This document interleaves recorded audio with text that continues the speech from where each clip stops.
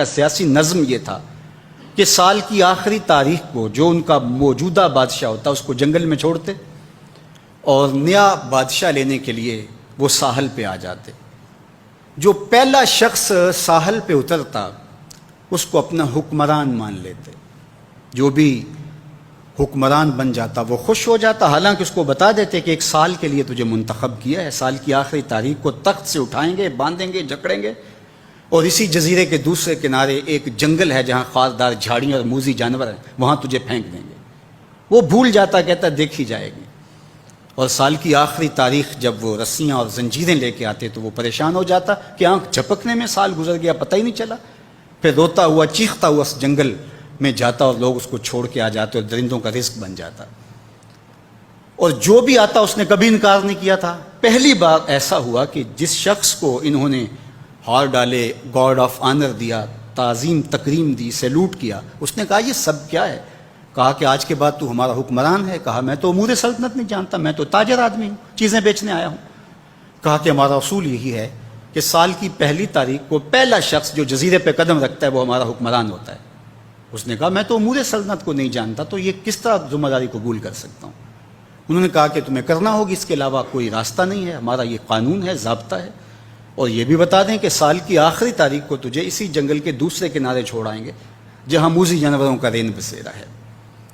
تو اس نے کہا اگر انجام اتنا دردناک اور خطرناک ہے پھر تو میں بالکل جانے کے لیے تیار نہیں ہوں۔ تو انہوں نے کہا تو چاہے نہ چاہے باندھ کے بھی تخت پہ بٹھانا پڑا تمہیں بٹھائیں گے۔ اس نے کہا اچھا مجھے یہ بتاؤ کہ سال بعد میری بات مانو گے یا نہیں؟ اس نے کہا کہ ہاں، قانون میں تو ترمیم نہیں کر پائے گا، لیکن یہ ہوگا کہ تیرے انتظامی حکم ہم ماننے پہ مجبور ہوں گے۔ اس نے کہا ٹھیک ہے، میں تمہارا حکمران بننے کے لیے تیار ہوں۔ رومی بولتے ہیں کہ جب بھی کوئی شخص تخت نشین ہوتا تو وہ بھول جاتا کہ میرے 7 سال کی آخری تاریخ میں کیا ہونے والا ہے۔ وہ عیش و عشرت کرتا اور یوں وقت گزارتا، سال کی آخری تاریخ آنکھ جھپکنے میں آ جاتی۔ لیکن یہ پہلا شخص تھا، تخت نشین ہوتے اس نے پہلا حکم نامہ جاری یہ کیا کہ کمانڈوز بلائے جائیں۔ بلائے گئے، کہا اس جنگل میں چلے جاؤ جہاں تم بادشاہوں کو پھینک کے آتے ہو اور وہاں کے موذی جانور کاٹ ڈالو۔ پھر بلدیہ کے ملازمین بلائے، کہا جاؤ جا کے وہاں کی جھاڑیاں کاٹو۔ پھر معمار بلائے، کہا جا کے وہاں محل تیار کرو۔ کچھ لوگوں کو بلایا، کہا جا کے وہاں پھول لگاؤ، پھلدار درخت لگاؤ، سایہ دار شجر لگاؤ۔ پوری حکومتی مشینری اس جنگل کو کٹوانے، وہاں کے موذی جانور قتل کروانے اور وہاں خوبصورت محل بنوانے، کنویں کھدوانے اور پھلدار درخت لگوانے میں صرف کر دی۔